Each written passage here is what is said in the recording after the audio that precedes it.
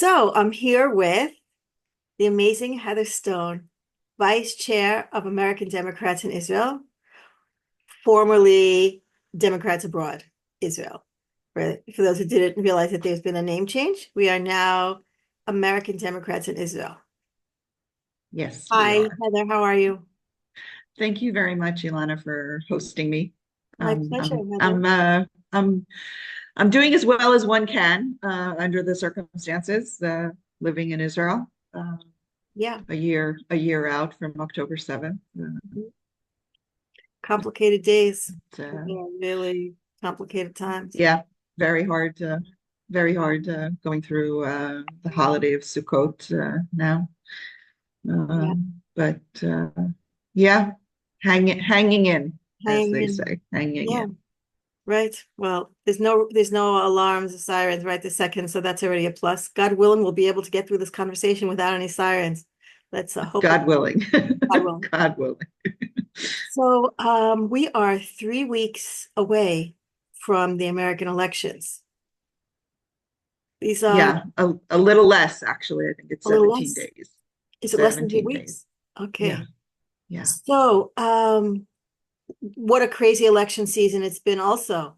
We've had, the Biden dropping out. Now we have Kamala Harris running, the first woman of color, the first woman of Indian descent. She's married to a Jewish guy, a very active Jewish guy who's been also with her on the campaign trail.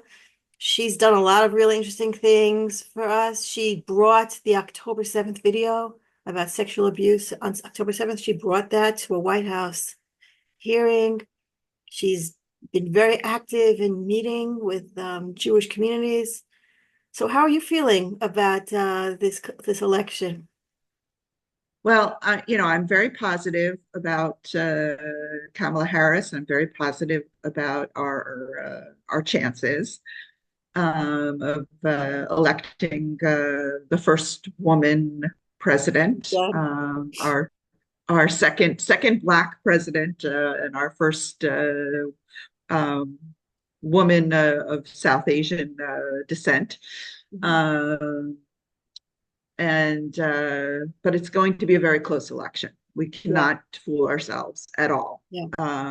Everyone is reporting on how close the election is in all of the polls, whether they're national polls or they're polls of the seven distinct key Districts. key states. They've narrowed it Um, down to like districts. It's not even like swing states anymore. It's swing districts, you know. yes, right. Crazy. Yeah. So, so even those polls are extremely close, and Yeah. so we cannot fool ourselves. Yeah. It's really going to come down to every vote counts, and it's one of the reasons why it's so critical that every voter, including every voter who lives overseas, exercises their vote. And Super important. there are in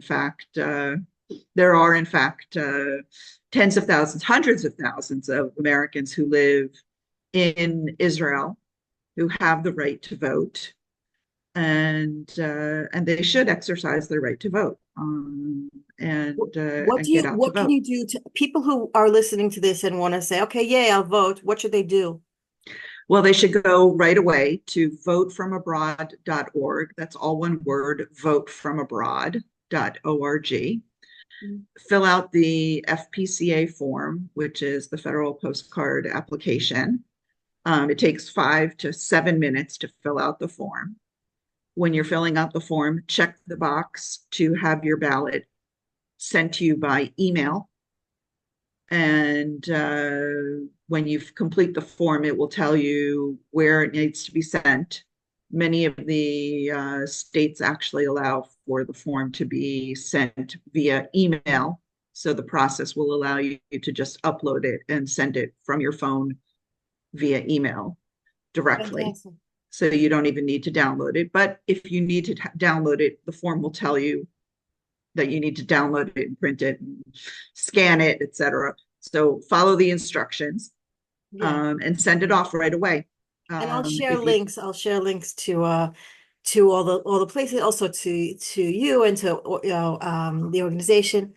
So let's talk a little bit more about American politics and especially Yeah, the.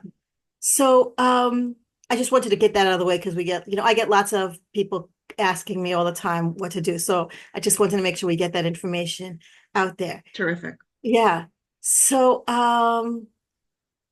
Kamala Harris, let's talk about her because a lot of people are like, oh, well, how is she on Israel? And she skipped Bibi's speech and she met with Palestinians. And how can we be sure that she's going to be good for us? What do you say to all that? Okay, well, Kamala Harris has been a supporter of Israel. Well, basically, she's been a supporter of Israel throughout her entire life and throughout her entire career. She even raised money for JNF Cacao when she was a kid living in Montreal. So that's going way back. But even when she was a prosecutor, she prosecuted cases of hate crimes, anti-Semitic hate crimes. So she takes this stuff very seriously, and she voted to support Israel and Israel's right to self-defense and defense spending for Israel when she was in the Senate. She was also critical in terms of the decisive vote as a vice president to get money over the line for Israel's self-defense and defense spending. Um, and she also helped lead, together with her very Jewish husband, as you mentioned, a all of government program to fight anti-Semitism, Yeah, a program to combat anti-Semitism yeah. that he worked on and that she helped to lead and has been implemented, and that she has talked about the need to further work on in light of the rising anti-Semitism that we have experienced Yeah. after October 7th. I feel like So she's she is amazing. very aware, she's Yeah, very aware of the issues that affect Americans in anti-Semitism and the backlash from October 7th, yeah, and also the need for America to stand by Israel and Israel's need for and right to self-defense. And she speaks about it directly, and she even spoke about it in her address at the Democratic National Convention. and also talks She about the hostages, clearly by the way. She's very, she she always always talks about talks the about the hostages. hostages and the need for the hostages to be released. Yeah. I find it And so frustrating when I see on social media people like, oh, she doesn't talk about the hostages enough. And it's like, when is it enough? Like she talks about the hostages all the she time. she always talks about the hostages, and she always talks about the fact that rape is not an act of resistance, and she elevated the issue of the fact that Hamas used rape Right. um, during its attack on October 7th. She brought Sheryl Sandberg to the White House Yeah. and screened her seminal um, film, Yeah. Screams Before Silence, Hmm. and brought some of the hostage families and hostage survivors who were released to come and to Yeah. speak at the White House, to speak to members of Congress. Right. She has been elevating this issue Yeah. um, since the very beginning. So what do you say to people who are like, well, she also met with Palestinians? Like, Well, I think that that's perfectly legitimate to also yeah, speak with Palestinians and to acknowledge that they too are suffering. I mean, yeah. there is nothing wrong with acknowledging that there are Palestinian civilians who are suffering in a war. And We're calling for a ceasefire. Yeah. on the other hand, Yeah. she did not um, she did not give space for them to have a speaker at the DNC. Mhm. Which, Okay, yeah, which is, which people can have opinions about, but I think that was taking a very specific position about. Okay, that she was clearly saying we're standing with Israel and its right to self-defense. I hear and understand the Palestinian civilians' claims and concerns, and I acknowledge them, but I'm not giving space for the activists who have more expressions with Hamas sympathies, and Mm, I'm not going to give that a space on our stage mm. because she wasn't sure where that was going to come out. Oh, is that what And that was about? She was so, afraid there would be like Hamas supporters yes, against it? yes, and I think that that if it had been that if those if the request had been more to talk about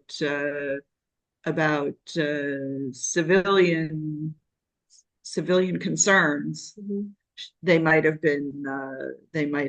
garnered more sympathy, but from Kamala Harris. But I think that that wasn't what they were asking for.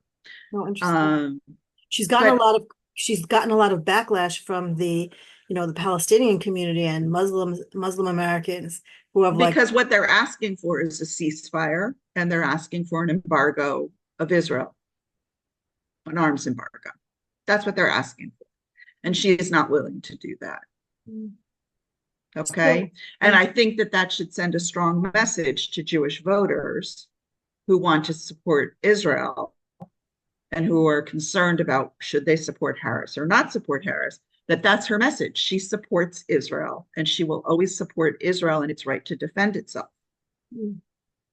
So what do you say to like, you know, Trumpies who are like, oh, but Trump says that any Jew who supports Kamala Harris, or he mispronounces her name all the time, any Jew who supports Kamala Harris, he says is, out of their mind, Should have their head examined. and he says Should how have their how head. Well, okay, unappreciative. I've had my head examined. Yeah, Uh, I pay for that therapy.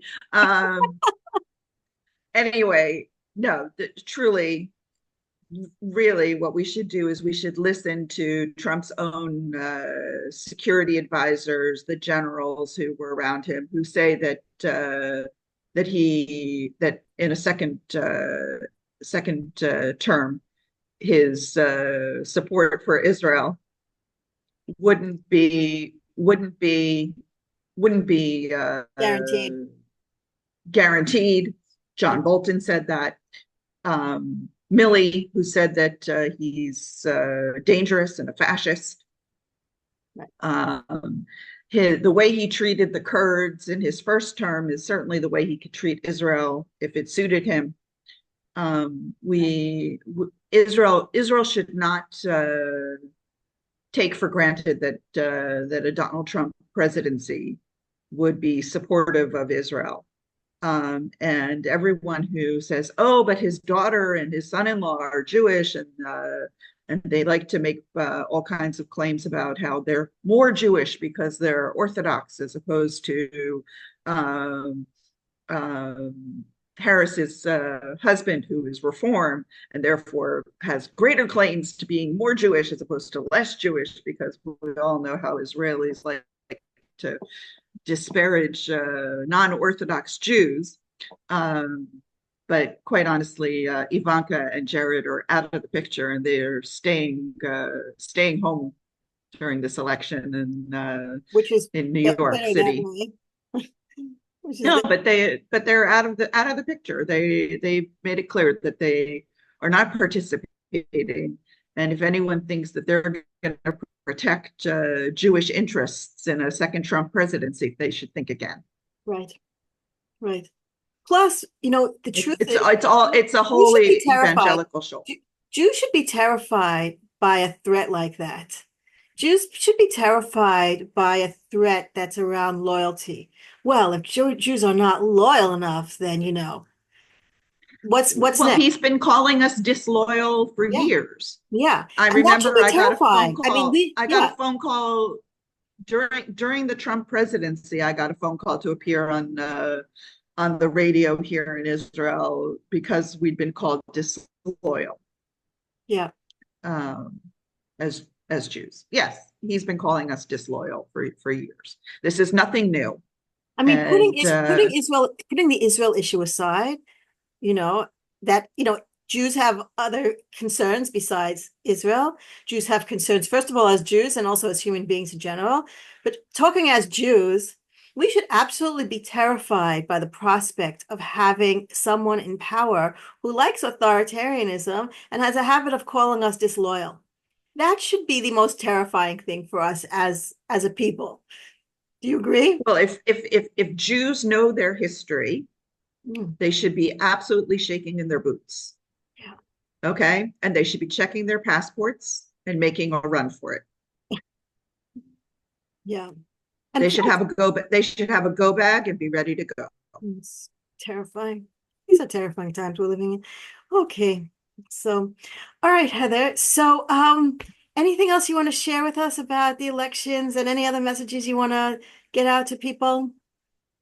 Well, I really think that the choice could not be clearer. That we have a choice between someone who is sane and rational and believes in the rule of law and will support America's partners and allies, will support NATO and keeping America as part of the Paris Accords and work on climate change and all of the things that are most important to many of us in terms of the global order, In the fact that, as I was as saying, we are well. human beings, not just Jews. Like we should care about Right, humanity. and Yeah. things that we should all be concerned with, Right. as well as issues of women's rights Mhm. and women's health care and abortion, things like that, that I think Reproductive are rights. important to many, many, many people. Speaking of things that are Um, terrifying in America today, yes, women's indeed. reproductive rights, absolutely terrifying. Yeah. Absolutely. Yeah. And I think these are issues that are the values that American Jews vote on by and large. And it's one of the reasons why American Jews um, overwhelmingly vote Democrat, and will continue to vote Democrat and will vote for Kamala Harris. But I think that as we approach this election and as we get now down into these final days, Americans who live outside of the United States should now take this opportunity right now to make sure that their registration is valid, that they've requested their ballot. Again, go to votefromabroad.org, fill out the form, make sure you make your request. If you have any questions about getting your ballot, you can reach out and contact us at ameridemsisrael.com, and we will help you What's the to make website? sure that you Dot com. ameridemsisrael.com, Great. and we will help you. And we've arranged a discount with DHL, so that you can return your ballot with a discount if you're from a state that requires you to have to mail back your ballot. Not every state requires that, but there are a number of states like New York and New Jersey, um, and Illinois that require you to mail back your ballot. So some of the big states actually do. So we're here to help, and just to make sure that everybody actually exercises their vote and gets out there and votes, because it's all going to come down to small numbers, and that's what it was in 2016 and 2020. The margins were some 70,000 over a few states. So Vote for Kamala Harris. vote for Kamala Harris and Tim Walz. Vote. Yes. All right. Heather, no sirens. Yay. We got through the talk of no sirens. That's already an accomplishment. It was really nice seeing you. Nice chatting with you. Yes, yes. Thank you so much, Ilana, You for didn't need to hosting say me. nice seeing Appreciate you. it. Nice chatting with you. Yes. I'm sorry Yes, for that message. Big hugs to you, thanks. my friend, and good luck. Good You luck to too. Take you. care. Okay, bye. Happy voting. Happy voting. Bye. Bye.